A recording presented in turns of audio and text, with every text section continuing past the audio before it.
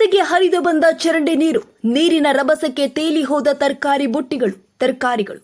ಚರಂಡಿಯಲ್ಲಿ plastic ತ್ಯಾಜ್ಯ ತುಂಬಿದ ಪರಿಣಾಮ ಎಂದ ಸಾರ್ವಜನಿಕರು. ನಾಲತುವಾಡ ಪಟ್ಟಣದಲ್ಲಿ ಮಧ್ಯಾಹ್ನ 3:20ರಿಂದ ಸುಮಾರು 1 ತಾಸಿಗೂ ಹೆಚ್ಚು ಕಾಲ ಮಳೆ ಸುರಿದಿದೆ. ಚರಂಡಿ ನೀರು ರಸ್ತೆ ಮೇಲೆ ತುಂಬಿ ಹರಿದಿದ್ದರಿಂದ ವಾಹನ ಸಂಚಾರ ಸ್ಥಗಿತಗೊಂಡಿತ್ತು.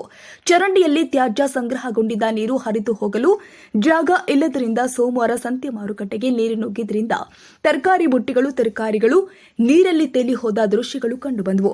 ಏಕಾಏಕಿ ಸುರಿದ ಭಾರೀ ಮಳೆಗೆ ಮೇಲಿನಿಂದ ಚರಂಡಿ ನೀರು ಹರಿದು ಬಂದಿದ್ದರಿಂದ ಬೀನ್ಸ್, ಟೊಮ್ಯಾಟೊ, ಹಸಿಮೆಣಸಿನಕಾಯಿ, ಕ್ಯಾರೆಟ್, ಬೀಟ್ರೂಟ್, ಬೆಂಡೆಕಾಯಿ, ಆಲೂಗೆಡ್ಡೆ, ಮುಳಗಾಯಿ, ಬೆಳ್ಳುಳ್ಳಿ, ಈರುಳ್ಳಿ, ಹಣ್ಣು, ಖಾಲಿ ಚೀಲಗಳು ಮತ್ತು ಸೊಪ್ಪು ಎಲ್ಲ ತರಕಾರಿಗಳು ನೀರು ಪಾಲಾದವು.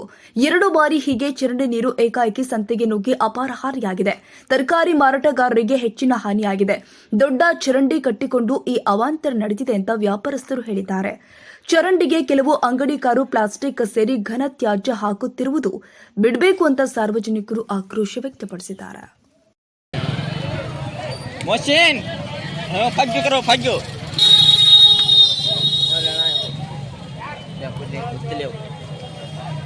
ನಮ್ಮ ನಾಲತೋಡ ಸಂತೆಯಲ್ಲಿ ಎಂತ ಚಿತ್ರ ಐತಿ ಬಾರಿ 10 ರೂಪಾಯಿ ಟಮಾಟಿ ಹಂಗೆ ಆಫರ್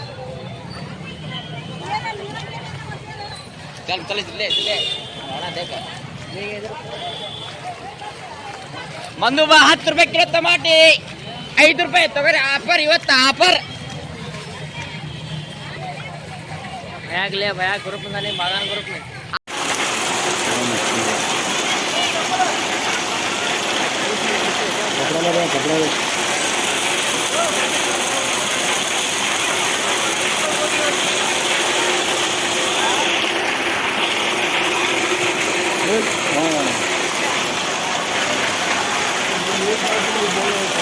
सरकार